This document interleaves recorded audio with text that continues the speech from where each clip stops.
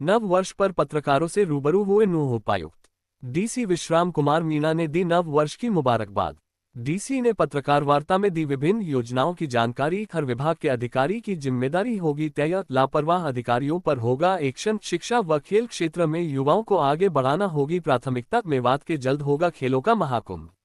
विभिन्न विभागों से संबंधित विकास परियोजनाओं में लाई जाएगी तेजी। जिले में खाली पड़े पदों को जल्द भरा जाएगा। प्रदेश भर के उपायुक्तों के साथ 11 जनवरी को सीएम सैनी करेंगे बैठक। मेवात की समस्याओं के समाधान का मुद्दा सीएम के सामने रखेंगे। एमडीए से संबंधित विकास कार्यों में लाई जाएगी तेजी। जिले में सभी विभागों में खाली पदों को भरा जाएगा।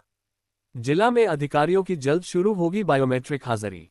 आपको बता दें कि बुधवार को नूंह उपायुक्त विश्राम कुमार मीणा पहली बार जिले के पत्रकारों से रूबरू हुए। इस मौके पर उन्होंने सभी पत्रकारों को नववर्ष की मुबारकबाद देते हुए जिले में चल रहे विकास कार्यों से अवगत कराया। वहीं डीसी ने लापरवाह अधिकारियों के खिलाफ सख्त एक्शन लेने की भी बात कही। साथ ही बिना किसी कारण जिला मुख्यालय छोड़ने पर भी सख्ती दिखाने को कहा। डीसी ने ये भी कहा कि 11 जनवरी को मुख्यमंत्री नायब सैनी प्रदेश के सभी उपायुक्तों के साथ बैठ कर रहे हैं। इस मौके पर वह मेवात की समस्याओं, खासतौर से अधिकारी कर्मचारियों के पदों की कमी और किसी कारण विकास कार्यों में आ रही अड़चनों के बारे में अवगत कराकर उनका समाधान कराएंगे। डीसी ने ये भी बताया कि जिला में अधिकारियों की जल्द बायोमेट्रिक हाजिरी शुरू की जाएगी। मेवात में खेलों को बढ़ावा देने के लिए खेलों का महाकुंभ शुरू किया जाएगा, जिसमें क्रिकेट, वॉलीबॉल, खो-खो सहित काफी खेल शामिल होंगे। खबर हक टीवी के लिए मेवात से तस्लीम अलवी के साथ यूनुस अलवी की रिपोर्ट। आज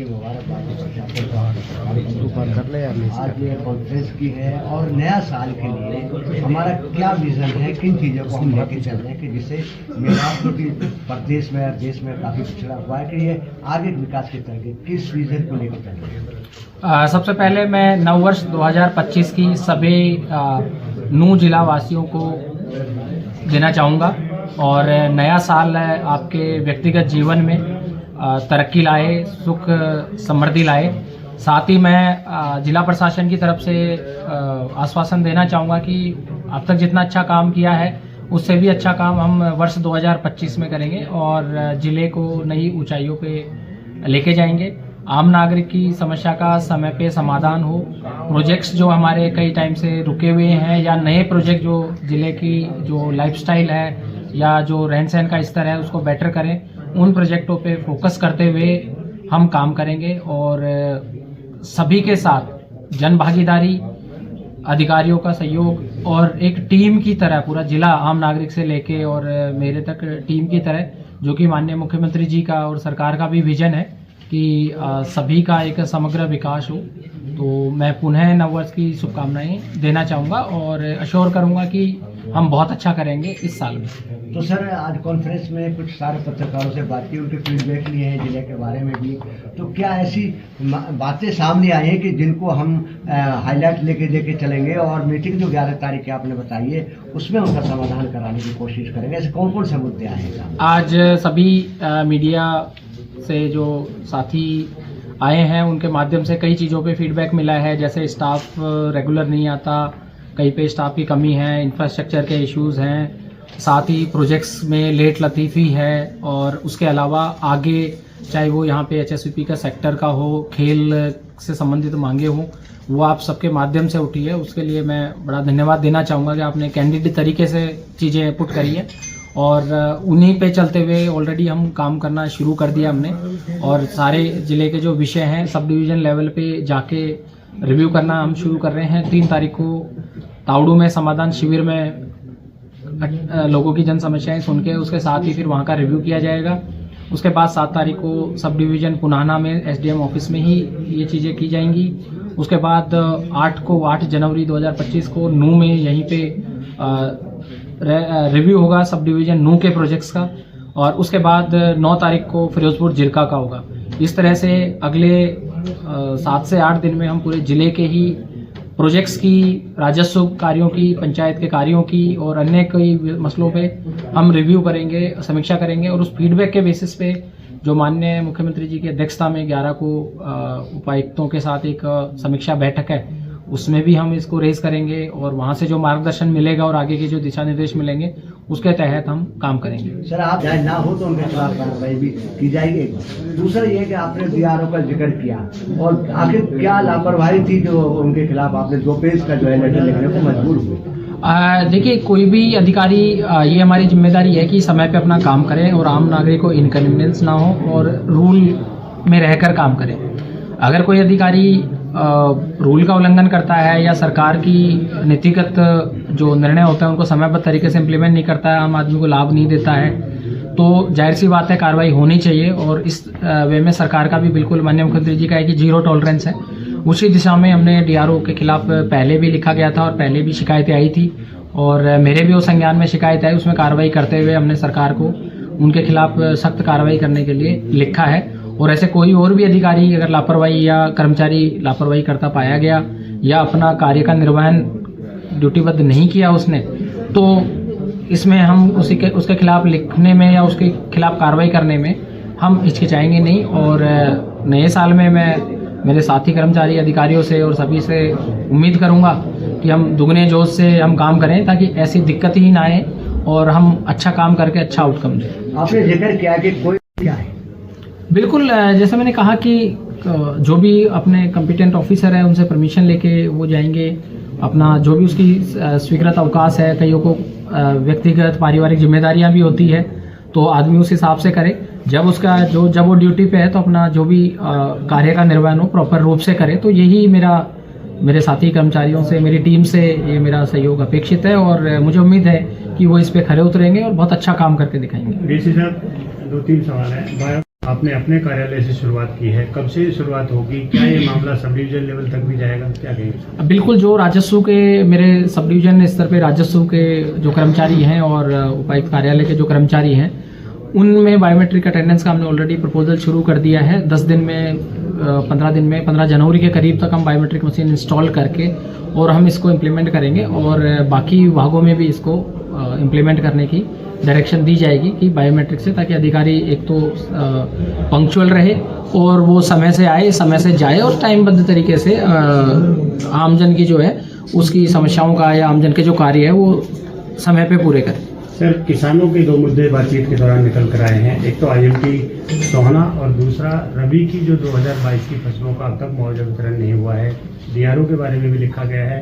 किसानों की समस्याओं से जुड़े मुद्दों पर कब तक अमल होगा? इसमें जो रबी का मुआवजा है उसकी ऑलरेडी एक समीक्षा बैठक की गई थी कि ये 2022 का मुआवजा जो अभी तक नहीं मिला है और इसी कड़ी में जैसा मैंने कहा कि अभी हम चारों सब डिवीजन स्तर पे इसका रिव्यू करेंगे। उसमें 10-12 एजेंडों में जो सबसे पहला एजेंडा हमने यही रखा है ताकि किसान का, चूँकि ऑलरेडी वो अगर सरकार से मुआवजा आया हुआ है तो समयबद्ध तरीके से मिल जाना चाहिए था। अगर इसमें देरी है, किसी की जिम्मेदारी तय करनी है तो वो भी की जाएगी।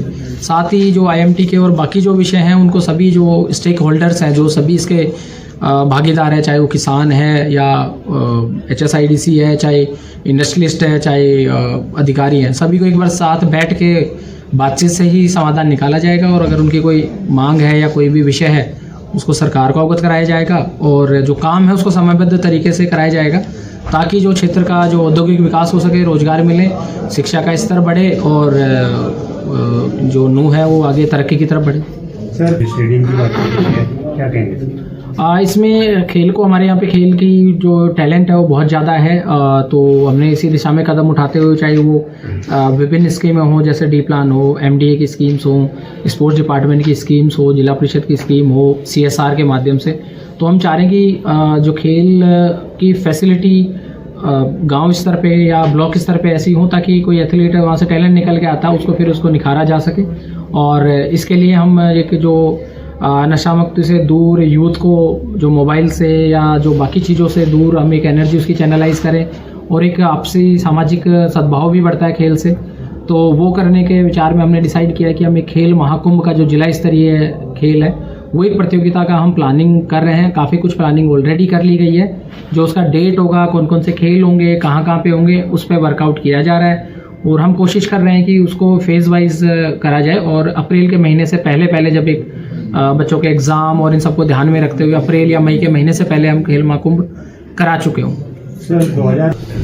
इसमें समीक्षा है, ऑलरेडी 2 समीक्षाएं हो चुकी हैं। इस हफ्ते एक और समीक्षा रखी गई है। जिन विभागों के माध्यम से, क्योंकि एमडीए फंडिंग करा के डिपार्टमेंटों के माध्यम से उसको एग्जीक्यूट कराता है, तो कई प्रोजेक्ट्स हैं जो 2021 के हैं, 22 के हैं, जो अब तक पूरे नहीं हुए, जिनकी समय सीमा 6 महीने थी, 8 महीने भी थी। तो उन कारणों पे भी चर्चा की जा रही है और आगे टाइमलाइन तय की जा रही है कि जो फंड दिया है वो टाइमली हो और टाइमली उसका यूटिलाइजेशन सर्टिफिकेट आए।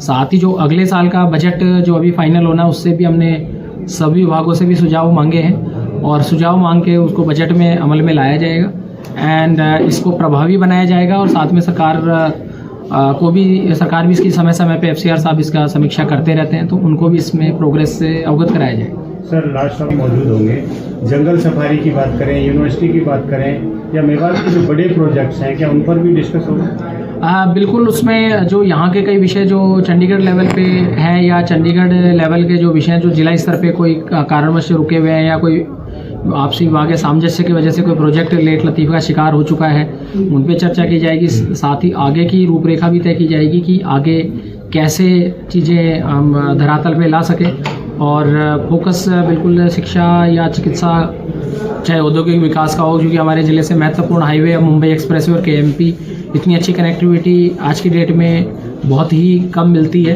तो हमारा जो लोकेशन के वाइज भी और हर तरह से हमें एडवांटेज है, चाहे वो यहाँ पे वर्किंग क्लास हो, हर तरीके से हमें एडवांटेज है और इस एडवांटेज को हमें बढ़ाना होगा। तो उसी दिशा में प्रोजेक्ट्स की भी डिज़ाइन की जाएगी और सरकार के स्तर पे उसको सरकार गंभीर है। ऑलरेडी 24 दिसंबर को माननीय मुख्यमंत्री जी ने गुड़गांव में भी बैठक करी थी, जिसमें दिशा निर्देश दिए थे कि औद्योगिक विकास के दिशा में प्रोजेक्ट्स प्रपोजल्स और ये चीज़ों पे काम किया जाए।